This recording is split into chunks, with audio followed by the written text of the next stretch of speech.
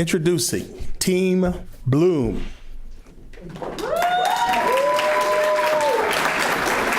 Team Bloom is represented by two sisters from Ward 7, Diane Brent Farmer and Hortense Brent. Diane is an integrative health coach and occupational therapist with over 30 years of experience. Hortense is a freelance artist, art instructor, and volunteer with the DC Rape Crisis Center. Please welcome Diane Brent Farmer and Hortense Brent. Hello, everyone. We are excited and honored to come share with you our unique solution to improving the health of Ward 7 residents.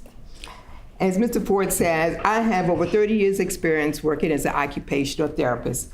And in my work every day, I work with people who have different types of physical disabilities, chronic health illnesses, different types of problems that include high blood pressure, diabetes, people who've had strokes and accidents, and the list can go on and on.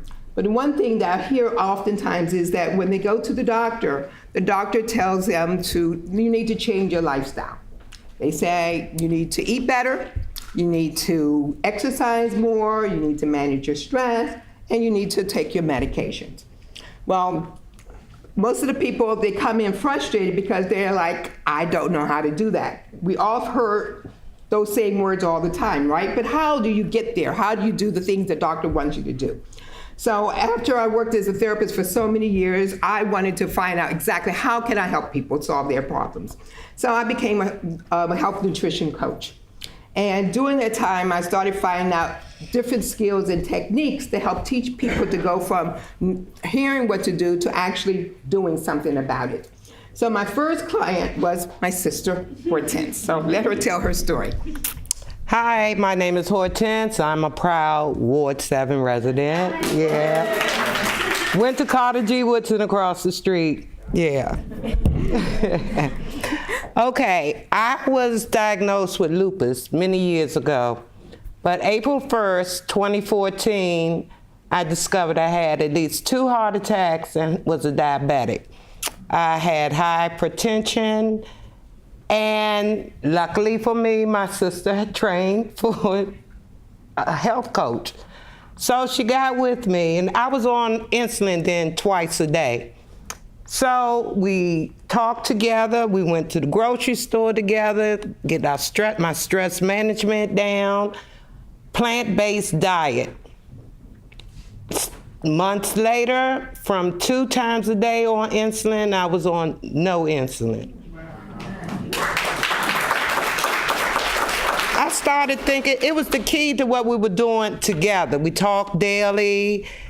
We keyed in, she see what I ate, what was I fixing, going to the store together. Matter of fact, it was cheaper to shop with plant-based than going through every aisle in the store. So things got very well. Went to the doctor some months later, and as I said, no insulin at all. So I figured it's worked for me. It can work for everyone else. So let's apply this. Next slide. The problem we wanted to solve, how might we reduce incidence of disease and chronic illness of Ward 7 residents through lifestyle choices? One resident said, I know I should eat healthy, but I don't know how. So. The next slide. So when we got this program, again, listen. So we went out and talked to our neighbors to find out what they wanted to know about becoming healthy. We took field trips. We took cooking classes from the YMCA. We went to the farmers markets through the city. We went to doctor's offices, convenience stores, grocery stores, community meetings. And we discovered there's a lot of information out there about healthy eating, healthy lifestyle, how to reduce illnesses. But we thought something was missing because despite all this information out there, there was still such a high incidence of people in our community with diabetes and high blood pressure. So the traditional answer has always been centered around the individual being responsible. What do we always hear? Get on a diet and exercise. Many of us, I don't want to see a show of hands, have been on diets, started exercise programs, and have failed. And so in doing that, we think it's because of us. And there's something lacking in us. So, the next stage, we started thinking, let's imagine, what if we can expand our focus from the individual diets and exercise programs to community programs? What if we can help develop social circles that support healthy behaviors? What if people can have access to a health coach to help motivate, inspire, and teach skills to help them become and stay healthy? We came up with our idea of wellness parties. So we wanted to take it, step by step by step to a healthy lifestyle through, as we said, through our wellness parties. Next slide. So what we tested are alternative to familiar foods. We had we invited neighbors over. We had it at a home setting. We explained that we wanted their opinion on having these parties and learning about healthy foods and exercise. Some people said that the food would be bland. One neighbor even said, I'm not coming over there to a party. I'm not gonna eat no bland food. So. As you can see, can you go back? No, you can't. Yes, you can. So if you can see our menu, we wanted to keep it familiar. So we had vegetarian pizza, sweet potato chili, roasted vegetables, vegetarian spaghetti, omelets, yogurt. We did the whole meal menu based on what you would eat in the morning, for lunch, and for dinner, okay? And then we had take-home storage containers and measuring spoons and a gift bag that everyone got. Because the purpose of the take-home storage is that they would take over the leftovers, because we all like to take home leftovers, and then take it and share with their family and their friends. Next slide. What we learned, initially they didn't want to trust or hear jargon about health and wellness. We really thought everyone wants to hear how to get healthy and well. They didn't want to hear those words. We were shocked. They loved the food and the information after tasting the food. They were eating it and they told us they wanted, tell us what it is afterwards. They wanted recipes to take home, access to the health coach. That was the key, because you could eat anywhere. You need someone to direct you. They wanted to learn how to host these parties on their own, and we expanded it. The access to places like 4P Foods, who gave us bags, donated bags, and we cooked from that one bag and gave the other bag as a gift in a raffle. The Blue Zone Solutions we talked about from a book. The Blue Zone, after we had the party, we started doing more research because we wanted to find out really where we were on target. Even though we listened to the community, we really want to know what's going on. So I read a book, and it's called The Blue Zone Solution: Eating and Living Like the World's Healthiest People by Dan Buettner. And afterwards, I have this book that people can take a look at because it's very informative. And what they found is scientists looked all over the world to discover the communities with the healthiest and longest living people. And they discovered there's 4 zones throughout the world and 1 zone in the US. And what they discovered was that there were main support. The main theme that went throughout all the zones was 1, to eat wisely. Next is to move naturally. And most important is to maintain social support and community. So we realized that from looking at all the other programs that we attended in the field trips, that was the one piece that seemed to be missing. People got information, but you didn't have the support of the community, you didn't have your social circles, and you didn't have one person such as a health coach who can help direct you through this maze of information about health and nutrition. Okay, so you can go back, because that's now. So this is our second prototype.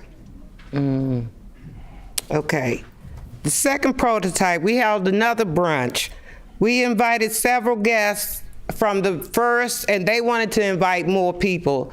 The range of ages through this second brunch was from 25 to 74.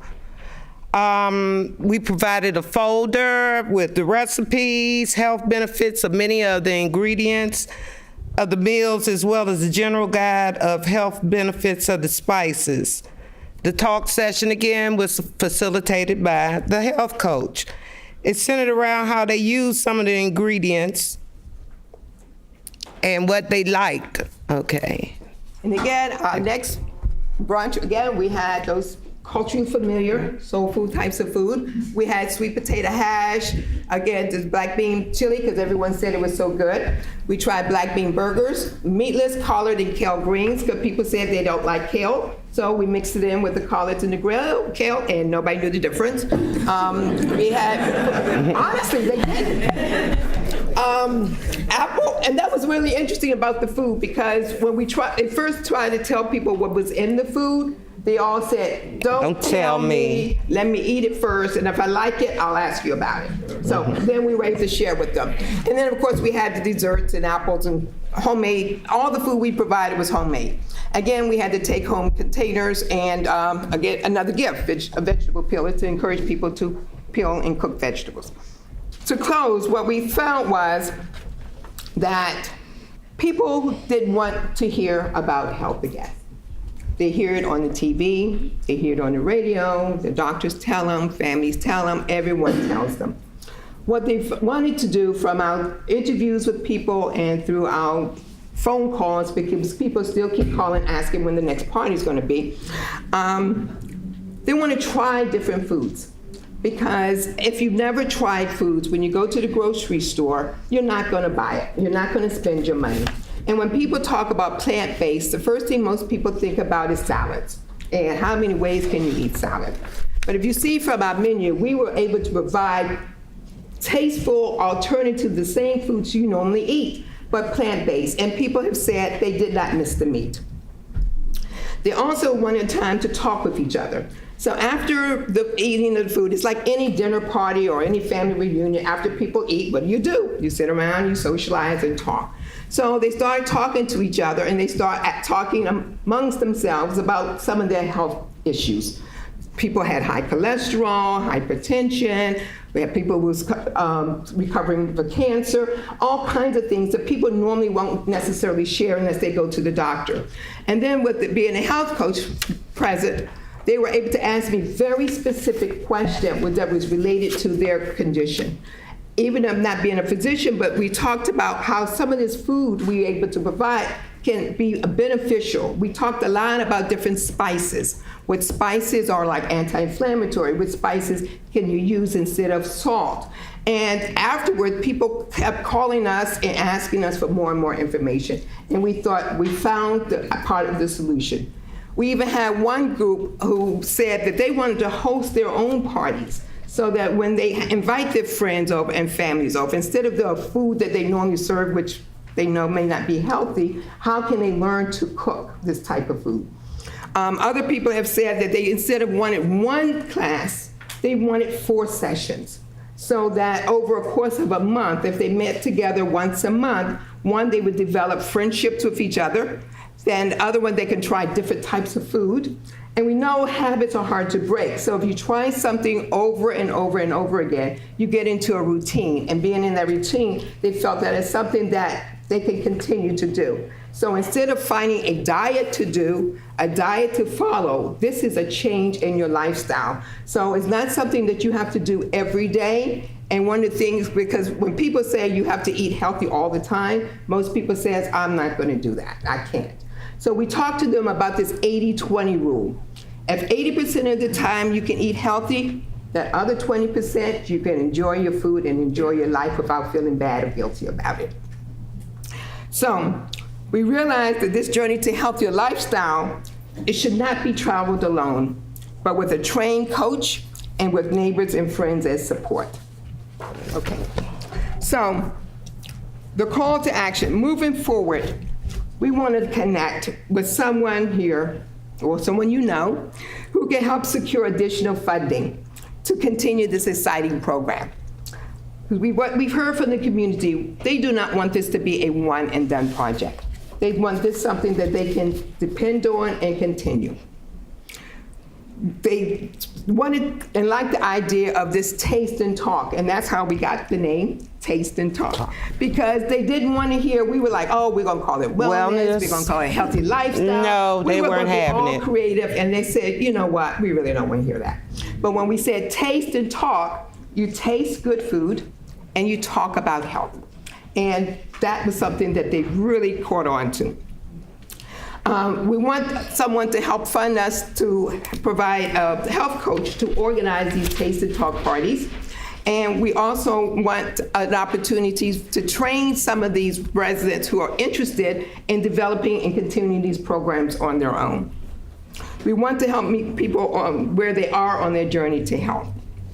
I want to say special thanks to Sibley and Johns Hopkins for providing us this opportunity to research and develop this program. It was intensive, I tell you. Thanks to the community for their support from the cooking classes went with the YMCA, as well as 4P Foods for donations of food. Thanks to the Ward 7 residents who we interviewed, who participated in our program and provided us with such valuable information on how to reduce the high incidence of disease and chronic illness in our community. And a special thanks to everyone who came here tonight to listen to our project. One more thing. I went to the doctor, to the cardiologist today, and she told me I don't have to come back except when needed. Stay here for a second. Questions? Yeah. So do you have questions for Diane and Hortense? Any questions? Yes. Oh, I have some cards in the room at the dessert bar. Okay. Any other? Yes. Can you describe a plant-based diet for something like diabetes or high blood pressure? Yes. Good question. Good question. Without going into specifics, And because sort again, of repeat it too, just in case they didn't hear. Oh, okay. Okay. The question was, can I recommend a plant-based diet for someone who has diabetes and high blood pressure? Yes. Now, part of what I do as a health coach is I will talk with you individually one-on-one, because I want to find out what you like to cook, where you shop, and all of that. But the basic idea of plant-based diet is that you want to eat more fruits and vegetables, particularly more variety of color of vegetables. So when we did the dinners, one of the things I focused on was that I would have like 5 different ingredients, but you can make several meals from it. So we did a lot of peppers, red peppers, green peppers, yellow peppers. We did a lot of sweet potatoes. We used a lot of black beans, and we used a lot of grain. I got excited myself every time I fixed the food. As being an artist, all the colors coming together, it's like, yeah. Yeah, she was so excited. Yeah. And I mean, so if you did that and you just looked at certain foods that you like, mushrooms, beans, grains, sweet potatoes is awesome. We even had people, I tried Brussels sprouts. Anybody tried Brussels sprouts in a while? We had people says, I don't eat Brussels sprouts. And we roasted it and everyone go back for seconds, okay? And then the other part that I do with people with diabetes and hypertension is find ways to use different spices. In one of our packages, you'll see I gave them a whole listing of different spices, the alternatives to use instead of salt. Instead of going and get those prepackaged, I'll call it out, Ms. Dash, okay? Everyone says, go get Ms. Dash. Well, I've tried it, I don't like it. But there's other types of seasonings and spices that you can get. If you mix it together, you can change any meal, any type of way, and you can reduce your salt. Yes. Another question? Okay. Thank you so much for your time. Thank you.